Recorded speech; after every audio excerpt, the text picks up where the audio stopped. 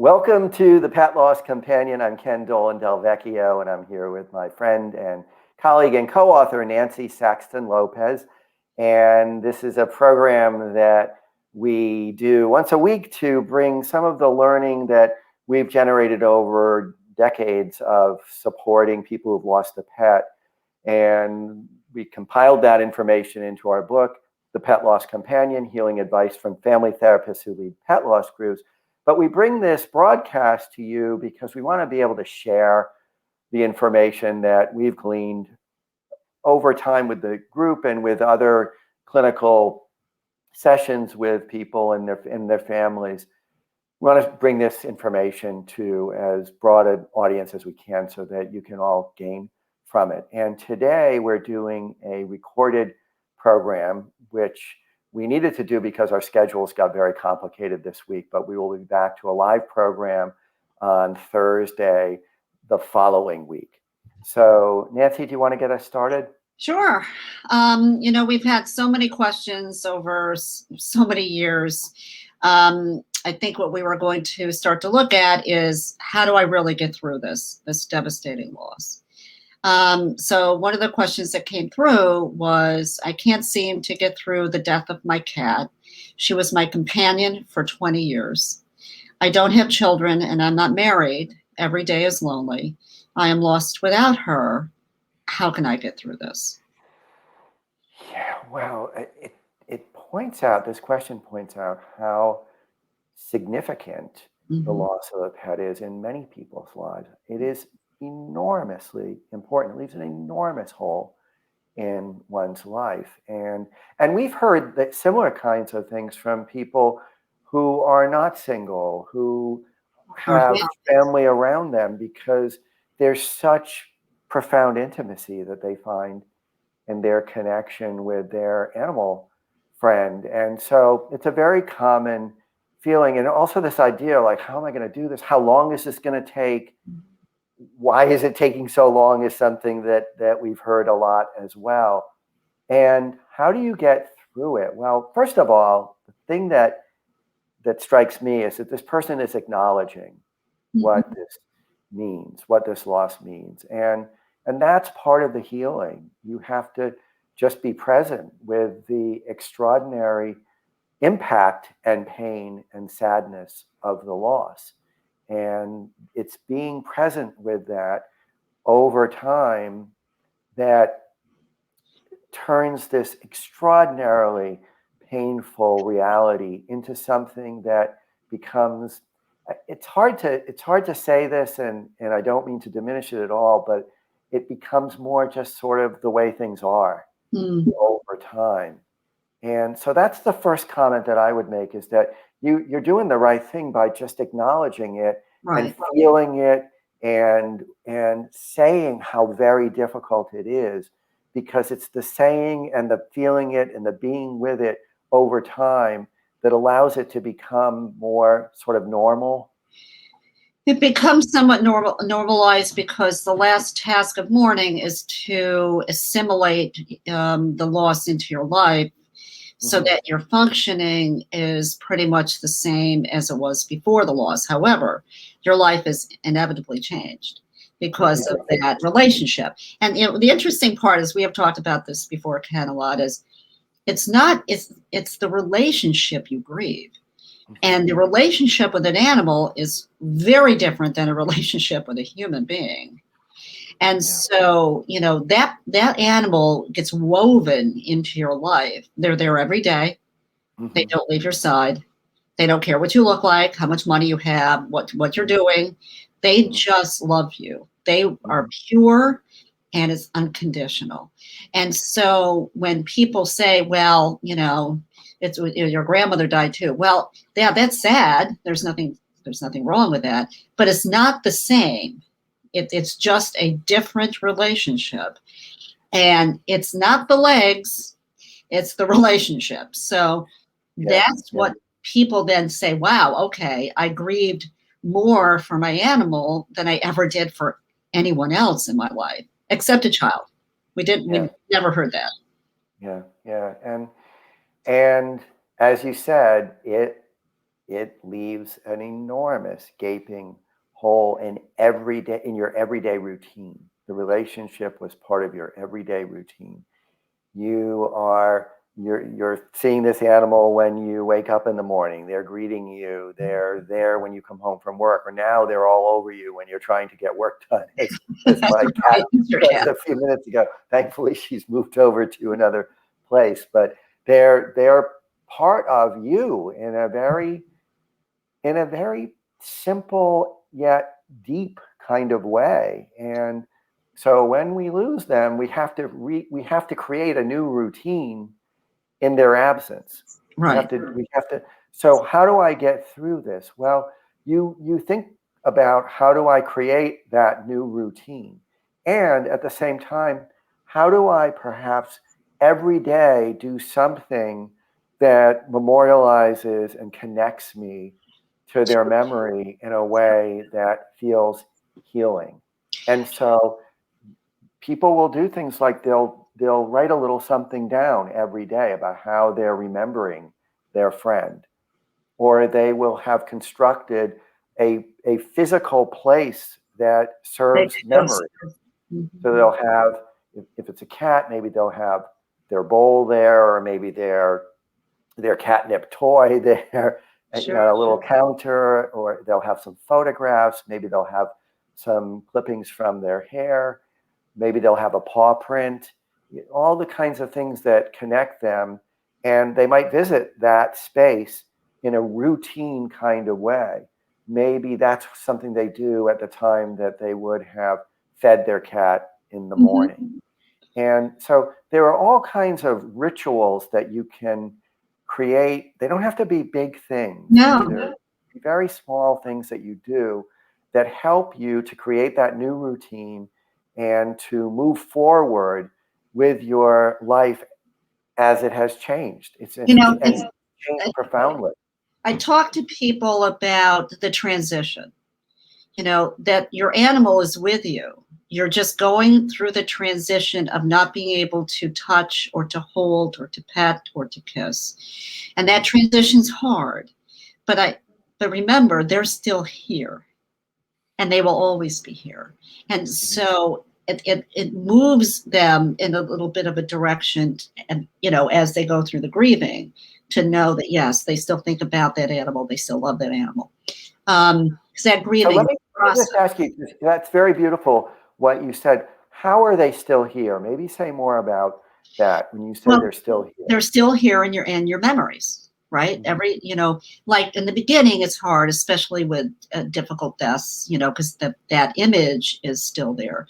But as time goes on, all those memories start to come up when they were a kitten, or when they were a puppy, or the time when you took them on vacation, or going through agility classes with them, or, just having them lay in front of the fire in the winter, or being on your lap when you're watching movies, or whatever that might be.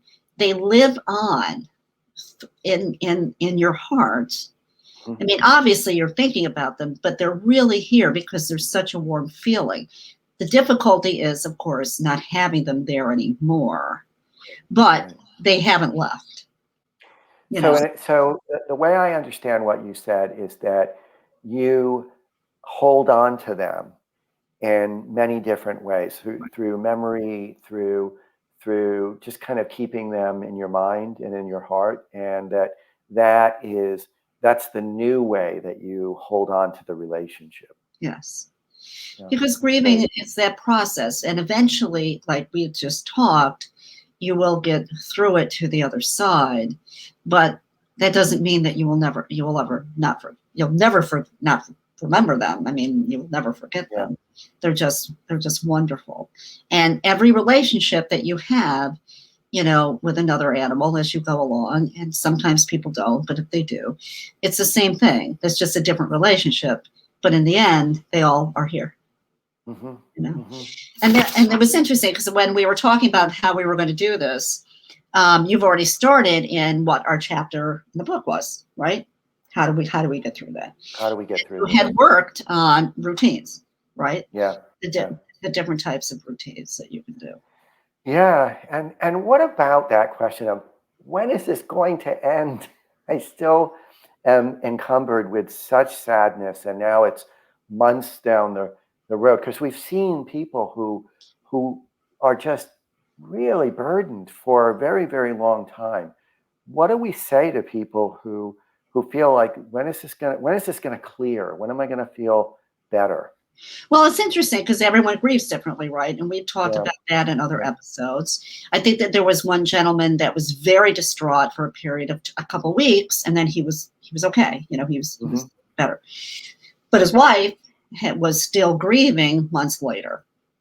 You will get through it. I mean, obviously, in some small percentages, people do sometimes get into a space where they have complicated grief, which means that the grief is as intense in the beginning as it is maybe 6 or 9 months down the road.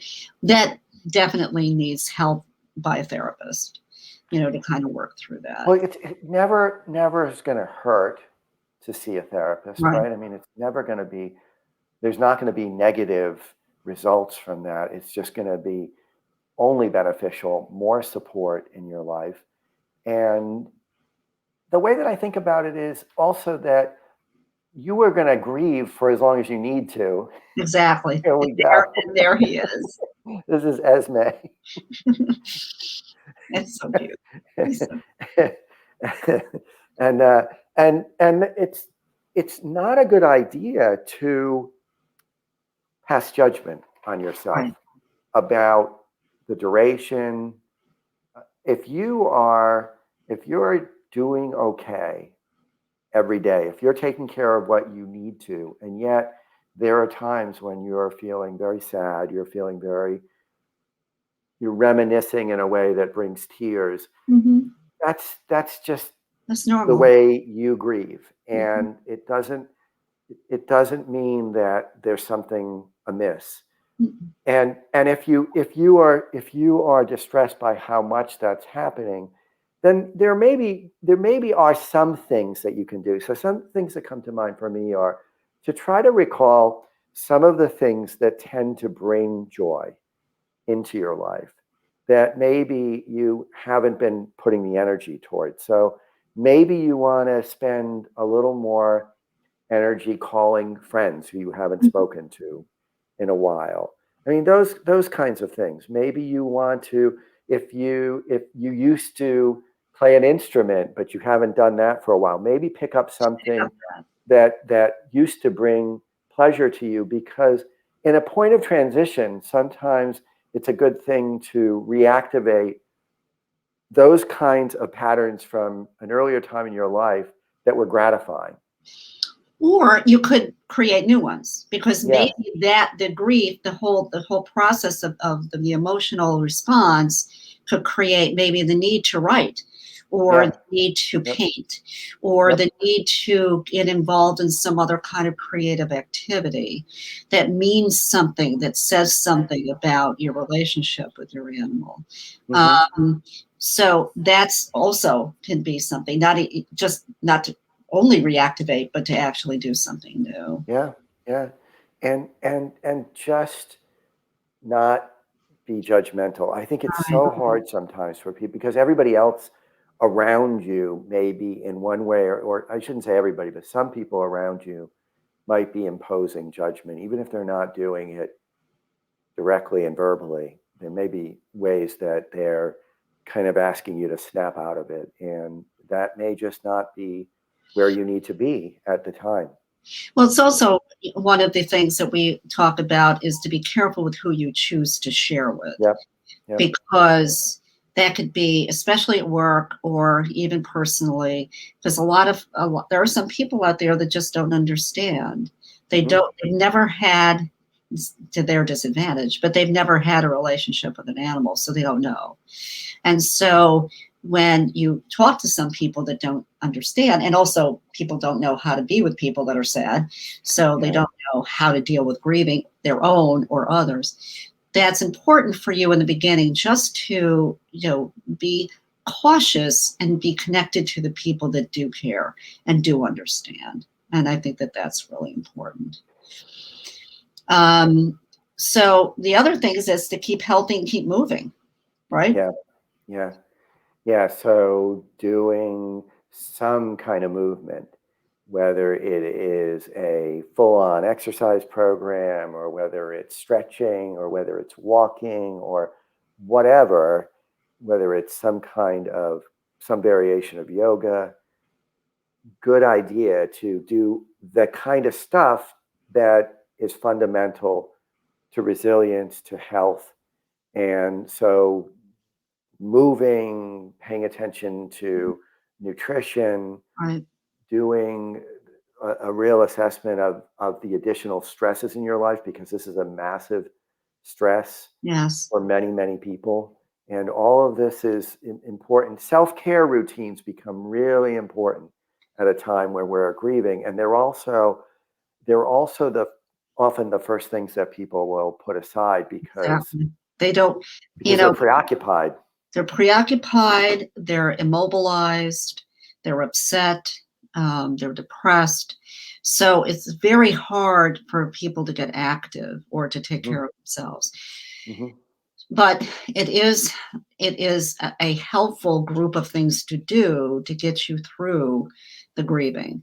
mhm, And I mean, we all know that depression creates passivity, and passivity creates more depression. So, to try to move through that the best way you can. mhm, And yes, nutrition is important, sleep is important, and for in the beginning, and we all understand that that's going to be a very difficult thing to accomplish. mhm. You We have another question that I think we can, and I'm going to just sort of paraphrase it because Okay. it's kind of long, and the question is, my dog was sick for so many years. I loved him so much. I devoted a lot of time to his care, and now when I feel some relief, I feel some movement away from my grief, I feel like in one way or another, that's being disrespectful to his Right. memory, or that's sort of betraying his memory. And again, this is a theme that we've seen Right. over and over again. And it can make some people feel like they should hang on to the The pain of grieving. their grief That's right. for longer than maybe they absolutely have to. And then one thing I just add to that is when I say longer, grief comes and goes. Right. It's Even not years later, right. you may have some times where you just really feel the sadness That's of right. this loss. And so it's never completely over. But what about when somebody feels like, oh my gosh, I'm feeling Better. something of relief or joy or having fun even. And how can I do that when my friend is no longer here and is no There, longer alive? there's a couple things with that particular question, because one is the amount of time that some people use to take care of their animals. I mean, if you're medicating an animal 3 times a day, if you are taking them to acupuncture, if you are, feeding them a certain food that you have diet that you have to make, if you are, making their bedroom routine somewhat, better for them so they're not in pain. I mean, whatever these things are, when that animal dies, what do you do with all that time? Right. Right. So there's this time factor, and people are like immobilized now. Now they may be relieved because all of that caretaking is done, but they're also distraught and upset because they have been so intimately connected to that animal, and yet they have all this time. So finding something to do, having a creative outlet, taking the walks, doing something else physically, connecting to people that really care about you, making a memorial, a lot of memorials of rituals. And no matter how many times you do that, that's fine, you Yeah. know. But then, yes, anybody gets to a place that I'm not really thinking, I'm not really crying as much anymore, or I'm not really as upset anymore. And so am I betraying my animal because I'm not that upset anymore? You know, and that comes in any grieving, Yeah. Yeah. process. It's and what you said, I think is so important, is this imposition of structure, creation of structure. And that's one of the things that I think people often don't take, they don't take to heart, that I actually can create structure Yeah. for myself that is not, it's not coming from outside obligation. It's not coming from an obligation to relationship. It's actually me saying it's good for me to create a structure that will help me to accomplish what's good for me in my life and help me keep me healthy. And I think that's a real interesting question for many people. And I can tell you that when I moved from working in the corporate world to doing my own business and having more of my own mastery of time, that was kind of a revelation that it's really up to me at a certain parts of my time, and increasing in a huge amount of it once I left the corporate world, it's now up to me to structure. And because there's no external structure. And while that's a great opportunity, it's also a challenge. And I think that what you're talking about is similar in a way, that all of a sudden you don't have to do all of these things you do. You don't have to do all of these measures of care. And now you can decide what you're going to do. And in fact, it's something that you deserve to do. You deserve to take ownership of doing that. And I think that can just be hard for some people. Well, I'm sure it's hard because it takes that period of time with the grieving, right? So at the beginning, everyone's distraught, can't move, can't breathe, miscombobulated, sick. There's all these things that go on, and as time, those waves, that process goes on, then maybe they can start to do some of those things that will help them move through the grieving. Picking up, a musical instrument, making sure that they walk. It's still going to be hard, but I will say this, to not go through the process will potentially create a lot of other problems. And we've seen that people can pick up and use substances because they don't want to deal with the pain. They don't want to deal with the sadness. They could get more severely depressed, or they could develop some psychosomatic illness because it has to come out. Yeah, exactly. Grieving has to move out of you. Yeah. And then who wants to feel all that? But if it's not done, then these other things could create more problems.